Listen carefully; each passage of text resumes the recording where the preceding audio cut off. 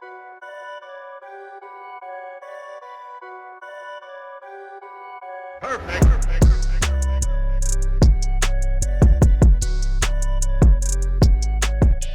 going on, everybody? It's your observant lineman, Uche Nwaneri, and today it is time for another one of my first encounter series, but this one is going to be a little bit different than what you guys are used to. This one is actually my first encounter with the Tim Tebow mob.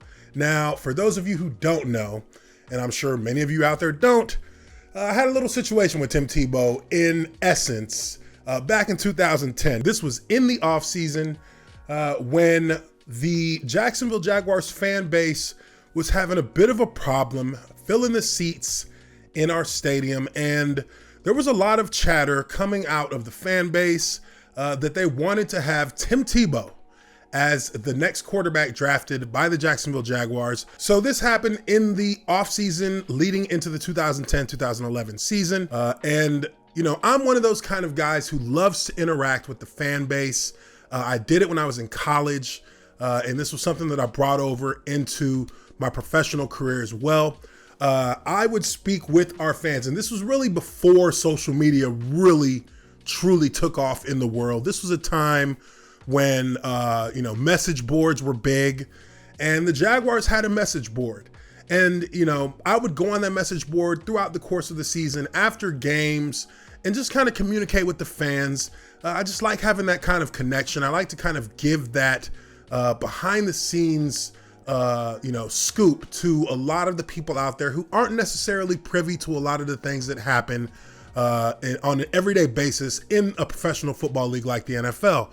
So this story is one that really kind of spiraled out of control. And to start, these were opinions that I expressed solely based on just what I knew as a football player and how I had perceived how far football on the professional level is ahead of what you see on the amateur level with college sports. And I know some people may not necessarily agree with that, but take it from somebody who played on both levels, there is a big difference between the level of talent, the level of complexity that you see on the college level as compared to the professional level. Now, with all that being said, this situation played out in probably one of the most craziest ways that one could expect when you're just having a conversation with people and you put it out there on how you feel on certain players that they ask you about. And in this situation, a fan asked me how I felt about Tim Tebow being drafted by the Jaguars. I didn't initially respond to it, but there were a lot of follow-ups of people who were saying that they would like to hear my opinion. So I said, okay, you know what?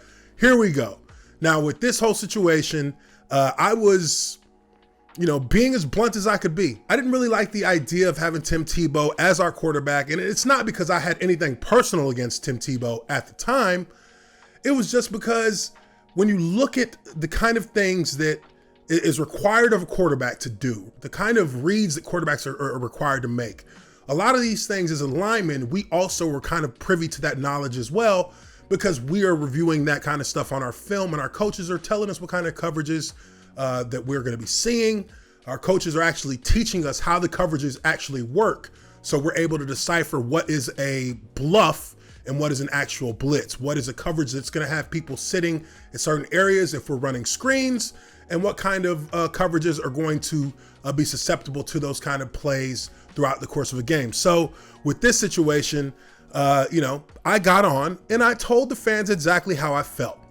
And that was something that kind of blew up and turned into a nationwide headline in the world of sports. So basically what happened was I gave a top 5 reasons as to why I believed Tim Tebow was not the right kind of player to be a quarterback for the Jacksonville Jaguars.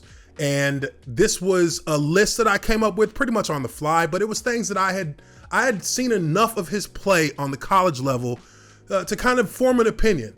And this is what I came up with. At number 5, he can't throw, period.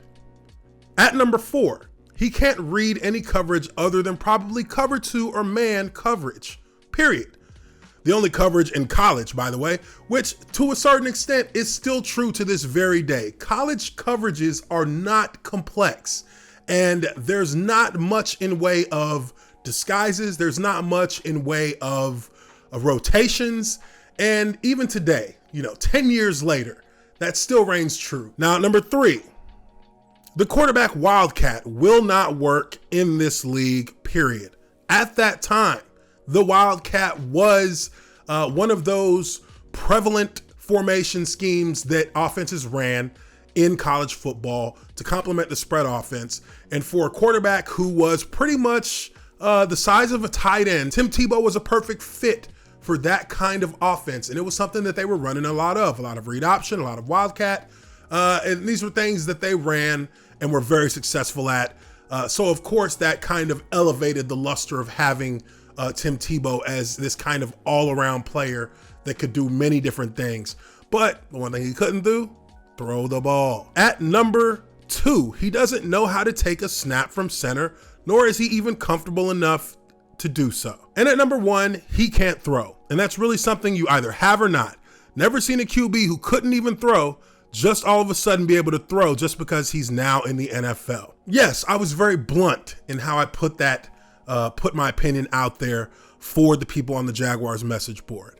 But to my surprise, to my unbelievable surprise, I got a call from my sister about an hour or two later, and she asked me, what the heck is going on with you and Tim Tebow? And I said, what are you talking about? I had no idea if she had gone on the website, on the Jaguars website, to the boards and seen that. So I went to my computer and I pulled up yahoo.com, and there I was on yahoo.com on the very first story, front page. Jacksonville Jaguars star offensive lineman has blunt words for Tim Tebow.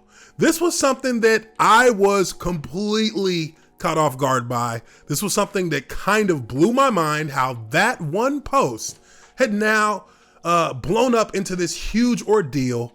It was circulating all of the news webs, all of the sports news websites.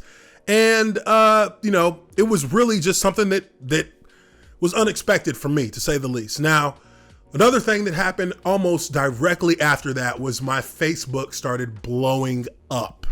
And I was a little bit freaked out by that because I wasn't a big person at posting things on Facebook at that time. And I started receiving direct messages from Gators fans.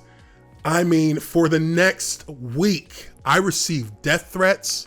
I received, all sorts of racist messages, all sorts of derogatory messages about my character, about my talent, about the kind of guy that I was, about what they wanted to do to me, about how they could find out where I lived. And, it was pretty scary because at that time, as a young player, I was living by myself. I had me and my dog. And here I am receiving all this hate mail, per se, that was, pretty alarming. Jacksonville's sheriff office, the JSO, had to send somebody out periodically to check my house at night because of my worry for my own personal safety. But it was just a situation that really got out of hand once it got to the point where people started sending me messages. And this was obviously one man's opinion about a certain player, nothing personal, just my opinion. And people came at me on a personal level and attacked me and called me all kinds of names that I can't repeat here on YouTube. But it was a very jarring experience for me. And it's crazy because I was asked again over time by people in the media of whether or not I still held those same opinions. And, I said, yeah. And there didn't seem to be any kind of backlash for me holding to those opinions. I didn't say it because I don't like the guy. I just said it because that's how I felt about his level of talent as a passer. And if, all things considered, if I look back at it now with hindsight being 2020, I think I was pretty correct in how I analyzed his skill set. As we all know, the most accurate pass that Tim Tebow threw in the NFL was that pass against the Pittsburgh Steelers in the playoffs, as far as I'm concerned. But it was just a situation where people took things a little bit too personally. I understand you're a Gator fan. I understand that the Florida Gators are 60 miles from Jacksonville. I understand that you guys have a statue of Tim Tebow in front of the stadium already. But at the end of the day, if you can't handle that one man has an opinion about somebody you like, and you can't look past that opinion and see that it doesn't really matter in the grand scheme of things what I say, the Jaguars are going to do what they wanted to do. And for what we see, the Jaguars ended up not drafting Tim Tebow. The Denver Broncos did. They drafted him in the first round with, I think, the 23rd or 24th pick. And, here we are in 2020. Neither one of us are playing football. So what does it matter? At the end of the day, life goes on and people can continue to live their lives as they see fit. I wish Tim Tebow nothing but the best in life. I'm sure, and I see that he does well. He's found a niche for himself and he is playing it to the fullest, and that's great. As for me, I'm doing my thing as well, and I'm living comfortable, and that's great as well. But let me know what you guys think. Leave your comments down below. Do me a favor, if you like this video, hit that like button, as I am trying to climb my way up that YouTube algorithm. Would love for you guys to help me out by hitting that like button, subscribing to my channel. I am your observant lineman, Uche Nwaneri, and I will catch you all on the next video. Peace.